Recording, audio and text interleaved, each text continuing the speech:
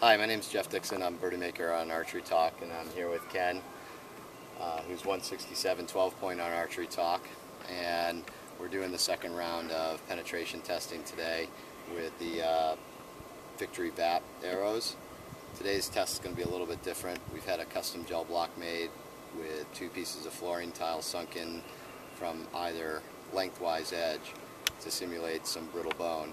So we'll see you guys back when we start flinging some carbon through the gel.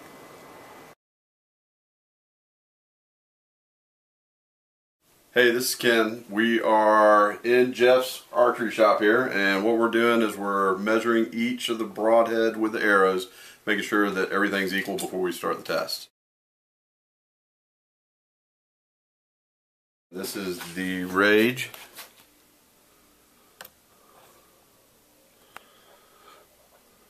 .421.2.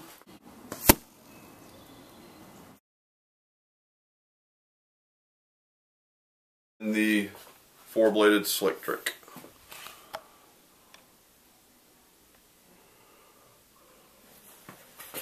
.421.4. So here we go. This is the Mathews 3-blade, the Mathews 100. And let's get that on there. 420.6.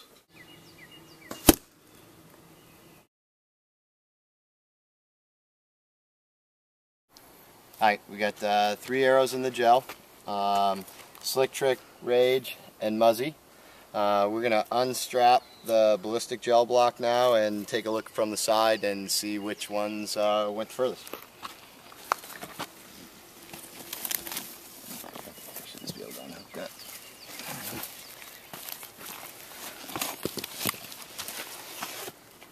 There you go, Max. Can you get that? Looks like Muzzy's in here. When it hit the bone, it looks like it kind of dove down. The Rage and the Slick Trick are about equal. Looks like the Rage is a little bit behind the Slick Trick. And it looks like the Slick Trick penetrated the straightest, and I'd hazard to say probably close to the farthest. So I gotta declare this first test an extreme victory for the Slick Trick. Hi, this is Jeff. We just extracted the arrows and the broadheads from the ballistic gel after encountering the flooring tile to simulate bone. Here are the results. From a Rage guy, the Rage blades are bent, and I would say the head sustained the most damage of the 3 tested.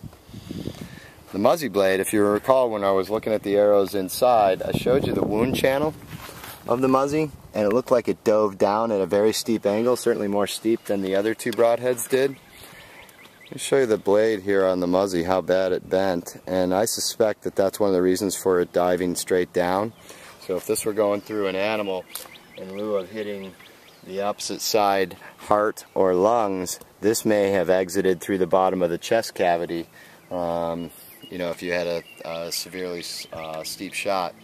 And as I said in the earlier test, the Slick Trick went in the farthest into the ballistic gel, and the blades on the Slick Trick are almost perfect. A little bit of a chip out of this blade right here, but nothing that malformed the blade, and all the other 3 blades are almost pristine. We should add a little wider cutting diameter, but maybe that's what makes it so strong, is that it is the narrowest cutting diameter of the 3 broadheads tested. Thanks. Okay, so we've looked at the penetration. We've looked at the condition of the broadhead after being extracted from the gel. Let's take a look at the entry holes that were created by the 3 broadheads. Here's the Muzzy. As you can see, all 3 fixed blades. Pretty nice hole. You can see the Slick Trick. Pretty good sliver. But if you look at the Rage broadhead, clearly the largest, most devastating entry hole or wound that was made was certainly made by the Rage. So while it penetrated not quite as much as the Slick Trick, it did penetrate straight. It did make the largest entry wound, but again, the head did sustain the most damage. So I'm really trying to be objective here, guys. I think all three heads performed admirably well, given the media that we're shooting into.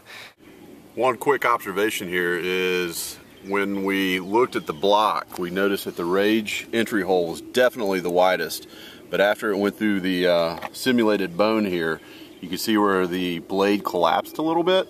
Almost looks like a shark bite in the wound channel, and got progressively more narrow. Yeah, got progressively more narrow there. So just wanted to point that out.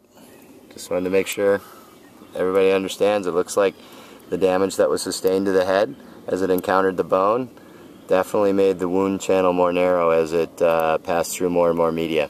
Just an FYI.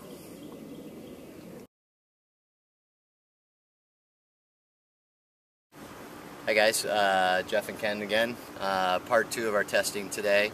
We're now going to do a bow versus bow showdown. I've got my MR5.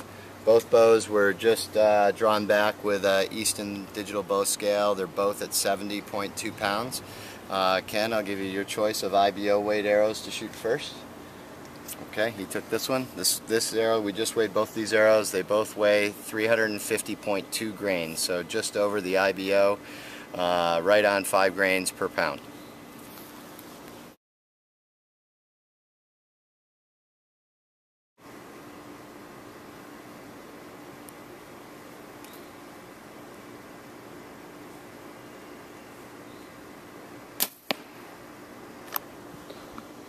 .330 feet per second on the first IBO arrow. That's at 28-inch draw, 70.2 pounds. Out of Mathews MR5. 0.2.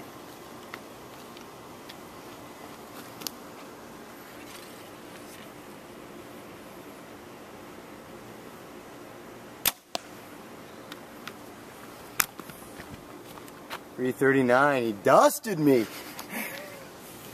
Well, bro wins the speed test today. That's for sure. Good job.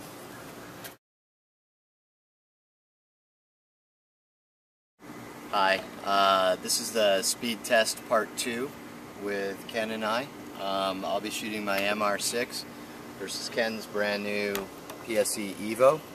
We did discover after shooting the first round, though, where my MR5 was about 9 feet per second slower than the PSE Omen, that Ken was shooting 29 inches of draw and I'm only shooting 28. So that should account for about 10 feet per second. So I think, Ken, we have to call the first round a tie. Yeah, we can do that. And we'll have to let the MR6 and the PSE Evo break the tie between these two bows.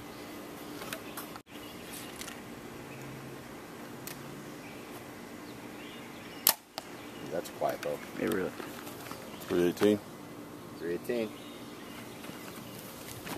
Okay, these are the IBO arrows now out of the MR6.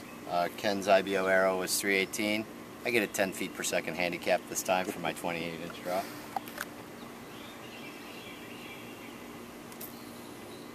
Both these bows, I should say, are at 70.2 pounds on Ken's Easton digital scale.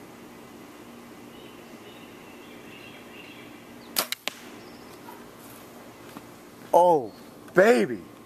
326 out of the MR6 with an inch less a draw. As I've been saying on a lot of the threads, the MR6 is silky smooth and it's an awesome rig.